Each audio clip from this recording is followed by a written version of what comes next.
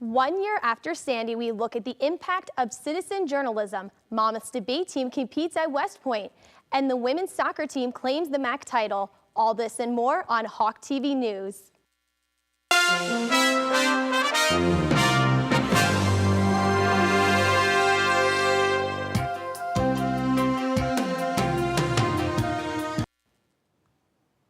Hello, and welcome to another edition of Hawk TV News. I'm Jackie DePasquale.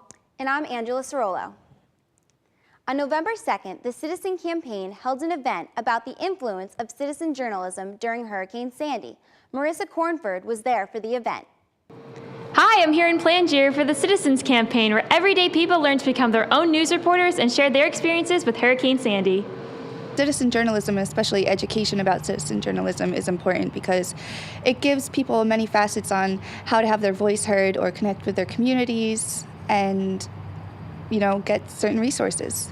The citizen journalism definitely let people speak about their troubles during Sandy, or if they needed help, or if they found something, and I've heard a lot of cases about people finding even simple photographs of each other, and letting people get their belongings back. And it's a great way to just have your voice heard within the community. You have the power as an individual with the smartphone to report on what's going on around you in real time, as people want it, as people need it. I really learned a lot of good hands-on skills. I feel like a lot of the workshops don't really teach you how to get from A to B. They just give you the information. And I felt like today they really taught us how to take the next step and becoming, more active in our communities. All these Citizens Campaign events that I attend are very thought-provoking and really help me to try to relate all of my experiences to some modern day technologies and techniques that they have. People are really engaged. My parents are in their 60s, and they're learning how to do this as well right now. So it's not just young people like us who are actively involved, but really everyone is. And I think it's just so amazing, and it makes me so happy because I'm all about keeping people informed.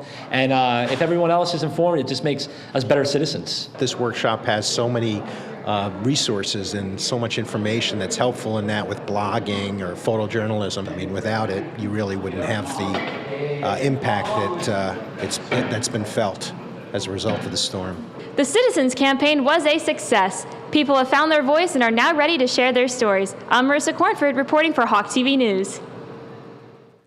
Thanks, Marissa. On October 18th and 19th, the Monmouth University debate team competed at the West Point Military Academy tournament. The topic debated this year involved the U.S. President's authority over war powers, with approximately 90 teams from 17 universities, including Cornell, Vanderbilt, the U.S. Naval Academy, Boston College, and New York University. Monmouth University's Sana Rashid received a 10th place speaker award at the tournament. The Monmouth team made the case of limiting the president's authority in the area of drone strikes. Professor Carolyn Brady received the Wells Fargo Community Partners Award at the Crown Plaza in Edison on October 17th. The Community Partners program was created by Wells Fargo to allow local branches the opportunity to provide grants to nonprofit organizations. Brady was given the $1,000 monetary award for her work with the LGBT Older Adult Project. The project is a joint program between the university's School of Social Work and School of Nursing and Health Studies. Their mission for the project is to help older LGBT adults, their friends, and family members through education programs and social activities. The group also advocates for legislations that will help improve the life of the older LGBT community. For more information, visit their page under the School of Nursing and Health Studies on the Monmouth University website. In September, Monmouth University officials traveled to China in celebration of the 60th anniversary of the Nanjing University of Science and Technology. Provost and Vice President for Academic Affairs Thomas Pearson and the Chair of the Computer Science and Software Engineering Department, Jia-Kun Wang, attended the celebration in order to further Monmouth's dedication to creating joint relationships with China. At the celebration, Provost Pearson gave a presentation on private education to 250 students. He also met with parents of NUST students who attend Monmouth University. As part of the relationship, Monmouth often hosts NUST students and scholars on campus. Professor Wang received his PhD from NUST and continues to help build partnerships with Chinese universities. The school has launched a shuttle bus service for students that provides transportation to specific locations within the Long Branch area. Reporter Gab Diacunto interviewed students to see how they like the program. I'm here right in front of the Health Center where students can take shuttle buses to and from campus to places around the Long Branch area. Let's go check it out. I think the shuttle buses are a good feature for campus. They're free. I've taken them to Pier Village, and it's just really easy and convenient. Instead of hopping in a car, I can just take them and go. The shuttle buses are legit here at Monmouth. You know, they get you point A to point B. And I mean, it's just a good way to get around if you don't have a car, if you don't have money for a taxi or something. It's just a good, overall good way to transfer. I've never really heard of them before because I'm a sophomore and I've had my car on campus the past 2 years, so I've never really utilized them before, but maybe I will now and will save gas money. It gives them a chance to get off campus with their friends and have fun and utilize the awesome things that we have around Monmouth. I think it's a good idea because a lot of people on campus complain about the parking situation, so I think it's a good solution for people living in the Dips or Pier Village so they don't have to take their car to get to campus. So I think it's a good idea. I think it's great, the pricing, because it's free, and I just show my Monmouth ID, and I go, and it's awesome. As you can see, the students here on campus think that the shuttle bus is a great idea. I'm Gab Diacunto for Hawk TV News. Thanks, Gab. We now go to Patrick Swisher and Megan Van Tyne for the latest Greek life news. Welcome to another issue of Greek Gossip, the only place to get all your campus Greek life news. I'm Patrick Swisher. And I'm Megan Van Tyne. On October 30th, Alpha Sigma Tau's philanthropy event, Are You Smarter Than a Fraternity Man, was a great success. The event was filled with lots of excitement for a great cause. All the proceeds went to their philanthropy, the Ashley Lauren Foundation, which raises money for childhood cancer research. During the game, 10 sorority contestants and 10 fraternity contestants battled each other by being asked trivia questions. The categories included music, Monmouth history, fraternity sorority life, and Greek life. There were also bonus questions that helped the teams boost up their scores. In the end, the girls won by over 1,000 points. This proved that the sorority girls were smarter than the fraternity boys. The turnout was amazing, and in total, they raised $1,313. On Wednesday, November 6th, Sigma Tau Gamma held its annual fall philanthropy event. This year, they held a sub-eating contest in conjunction with their sponsor, Jersey Mike's Subs. This was one of the biggest events of the year as members of every Greek organization joined in and had a great time. In the end, all the subs were gone, and they raised over $1,000 for the Michael McNeil Foundation. On October 29th, Zeta Tau Alpha hosted their first annual picnic on the quad. There was cotton candy, s'mores, volleyball, and even a kissing booth to raise money for breast cancer awareness and education. It was a great way to end their efforts to make a difference during this year's Breast Cancer Awareness Month. As the end of the year begins to creep up on all of your campus fraternities, we want to go out with one last big event. On November 23rd, the Interfraternal Council will be hosting a tailgate for the last Hawks football game. They will be using this as a recruitment event, so if you have been thinking about joining Greek life or just want to come out and have some fun, stop by. All the food will be paid for by the IFC and will be free of charge to all students, Greek life or not. And finally, it's never too early to begin thinking about joining one of Monmouth's great fraternities or sororities. Formal recruitment starts the second week of the spring semester, so look out for the dates for all these formal events. Well, that does it for this week's Greek Gossip. Now, back to you guys at the desk. Thanks, guys. We will take a short break, but stay tuned for more Hawk TV news after these messages.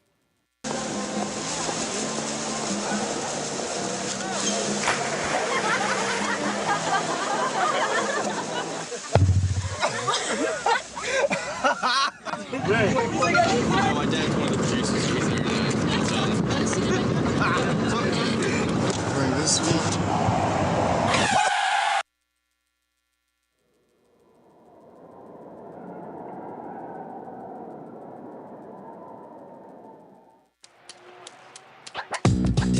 Today is Saturday. Today is Saturday. Yeah. Salad on Saturday, fruit on Friday, throw a ball Thursday. Water Wednesday, touch your toes Tuesday. Let's move Monday, spark us next Sunday. All the healthy children eat well and move a lot. And move a lot. And move a lot. Eat well and move a lot. 6 60 minutes of physical activity a day and eating well can help get your child healthy. So keep them active and eating well every day. Skip a rope Saturday, freeze tag Friday, tap dance Thursday. Whole grains Wednesday, try veggie Tuesday. Let's move Monday, split the sweet Sunday. Eat well and move a lot. Today is Saturday. Today is Saturday. All the healthy children, all the healthy children. Get ideas. Get involved. Get going at letsmove.gov. That's letsmove.gov. Over 13 million people are affected by famine, war, and drought in the Horn of Africa. When you hear about suffering on this scale, you feel powerless. But there's hope, because saving lives doesn't take a lot. It just takes a lot of us. Text a donation of $10, but do more than donate. Forward the facts to everyone you know. Forward from our site. Forward on Facebook. And forward on Twitter. We are the relief.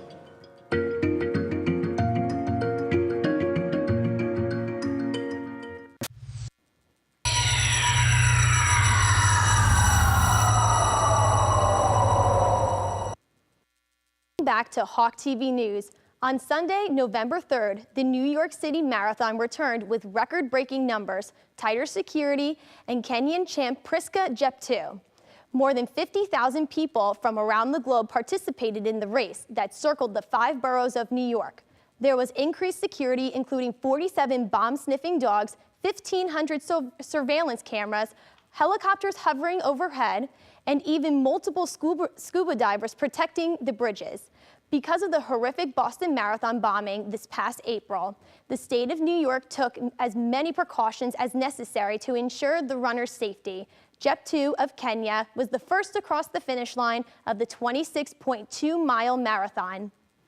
On November 1st, a federal court ruled that the healthcare laws that mandate employers provide free coverage for contraception infringes on First Amendment rights. In a case against the Department of Health and Human Services, the court found that forcing employers to provide coverage for contraception infringed on their individual religious freedoms.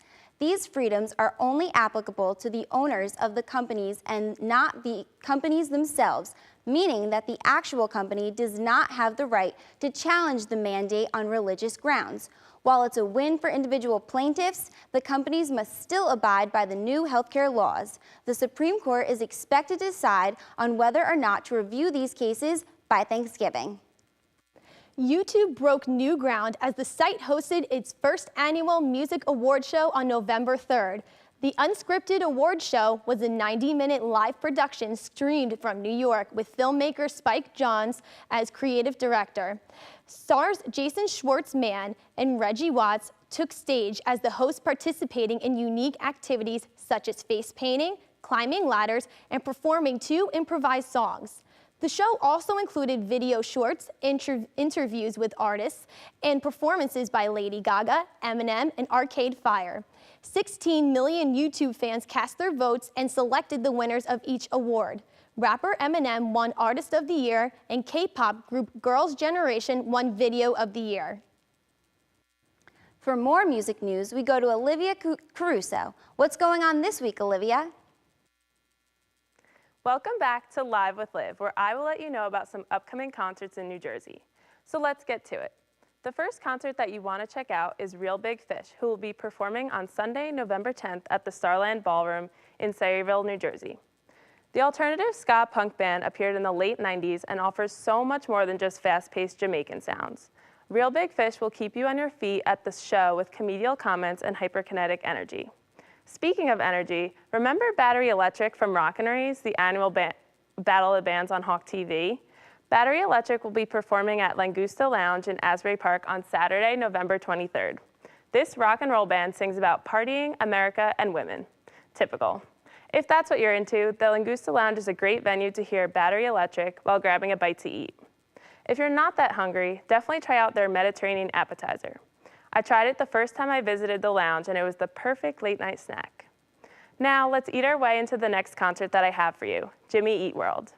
The alternative power pop band will be hitting the stage on Friday, December 13th, also at the Starland Ballroom. I don't know about you, but when I think of Jimmy Eat World, I immediately think of their infectious song, The Middle, which was released in 2001. If you liked the Starland from the first time around for Real Big Fish, why not head back to Sayreville for more music? That's all I have for this week on Live with Liv. Rock on. Thanks, Olivia. With the recent rumors of Kim Kardashian and Kanye West's engagement, it has been discovered that the two celebrities are suing YouTube founder Chad Hurley for releasing footage of their now leaked proposal. Kim and Kanye claim that they deserve their privacy. The couple filed a lawsuit on Halloween in Los Angeles Superior Court for the release of YouTube highlights of West's proposal in San Francisco's AT&T Park. Hurley signed a confidentiality agreement at the engagement party, which he was not personally invited to. Hurley had tagged along with other guests and was only allowed to stay after signing the confidentiality papers. It turned out Hurley taped and then released the footage to promote his new startup, Mixbit. Kim Ye are hoping their case makes it to trial. We now go from Hollywood to the streets of Broadway with Alex Apollonia. Alex? Hey guys, I'm back this week with your latest Broadway buzz. Let's just say I think you are really going to enjoy these upcoming theatrical events. Well, on November 8th, folk singer Annie DiFranco performs at Pollock Theater. After 20 years in the music biz and over the course of more than 20 albums, Annie shares her talent from her latest CD, Which Side Are You On?, along with several of her greatest hits. This folk singer has never stopped evolving, experimenting, and testing the limits of what can be said and sung. She has worked alongside legendary artists such as Prince, Bruce Springsteen, and Cyndi Lauper, so you can only imagine how talented she really is. I listened to some of her songs on iTunes, and I must say this girl has got some funk and soul. So make sure to check her out when she performs at Pollock Theater on November 8th at 8 p.m. Heading over to the Great White Way, I think you're going to love this brand new musical, After Midnight. It celebrates the glamour and exuberance of Harlem's golden age, starring Grammy Award winner Fantasia Barrino. It also features Emmy Award winner nominee Dule Hill from The West Wing, and a critically acclaimed cast of 25 extraordinary dancers and singers. So come experience the intoxicating sounds of Harlem's most legendary nightclub and the Jazz at Lincoln Center All-Stars, an orchestra of 17 world-class musicians. So come be a part of Broadway's hottest night, as it is currently playing at the Brooks Atkinson Theater. Well, I will see you next time as I announce a 5-time Tony Award winner Broadway musical. Back to you guys at the desk. We will take another short break, but stay tuned for your sports update right here on Hawk TV News.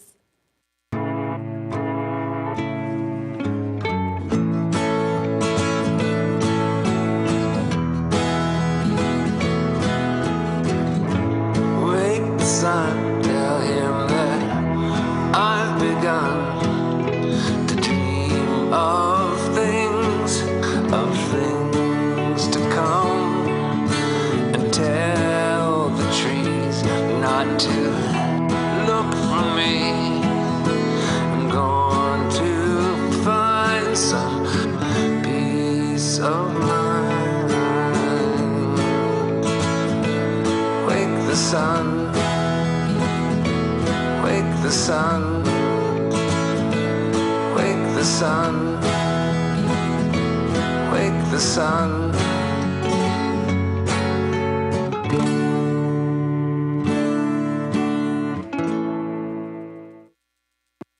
So, I just moved in with this family, and it's embarrassing. The little one, he likes to go outside and crawl around in the giant litter box. I don't know what he's doing. I mean, I was born and I knew how to use the litter box. Look at that! That's disgusting! Oh, poop already! You're making me nervous. Oh, okay, I can't look at this anymore. I really hope he grows out of this, for his sake.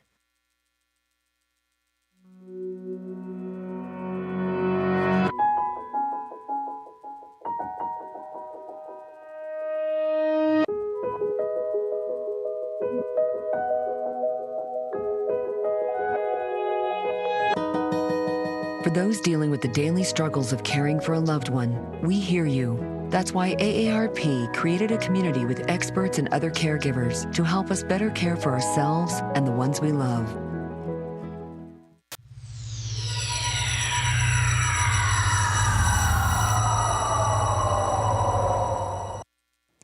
Welcome back.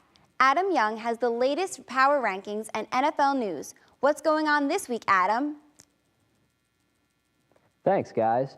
We're now officially halfway through this NFL season, and the field is still wide open. Teams that we thought would be in the playoff conversation, Falcons, Texans, Giants, are performing way below expectations. Others have exceeded expectations. Will they be in my top 5 this week? Let's take a look. Coming in at number 5 in my power rankings, I have the New Orleans Saints.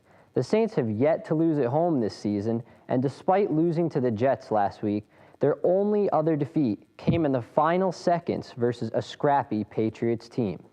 Rob Ryan's defense continues to surprise opponents, and it's vastly improved last year's squad that gave up the most yards in league history. Who wouldn't be afraid of that guy? Cruising in at number 4, the Kansas City Chiefs. Despite the gaudy 9-0 record, the Chiefs have still played the weakest schedule in the NFL this season, most recently beating the lowly Bills in Week 9.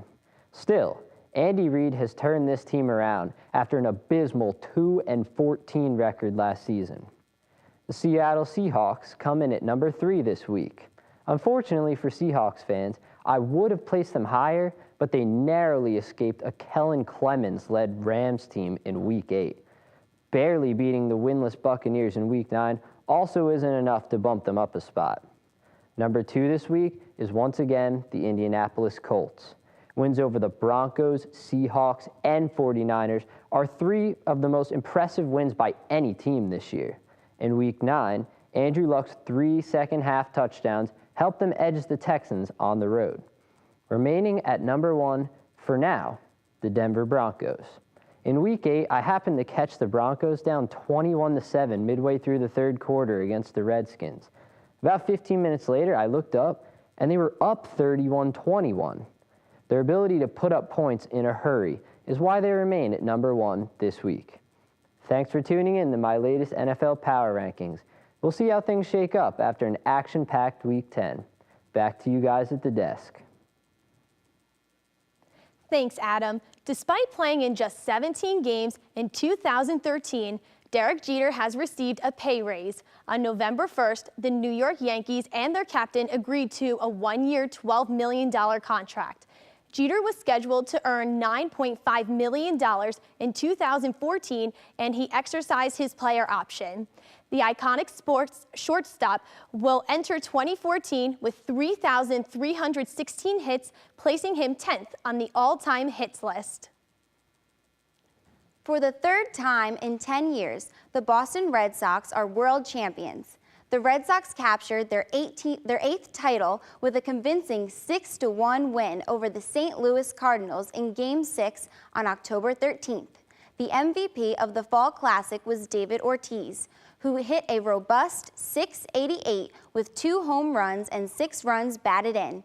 It was the first time that the Boston celebrated a World Series title at home in 95 years. Now for our sports update, we go to Andrew Byrne. How are the Hawks doing this week? Hi, everybody, and welcome back to Sports Talk. Coming off their bye, the Monmouth University football team suffered a tough 24-21 loss to Sacred Heart on November 2nd. The Hawks came out flat, trailing 17-7 after the first quarter and 24-7 at the half. By the time MU went on a furious second-half rally, it was too little, too late. In the defeat, quarterback Brandon Hill threw for 201 yards and 1 touchdown, and for the 2nd game in a row, he found 9 different Hawk receivers.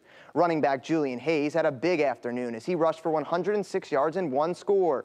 The Hawks stand at 4-5 on the season and will next travel to Staten Island to take on Wagner on November 9th. Kickoff is set for noon.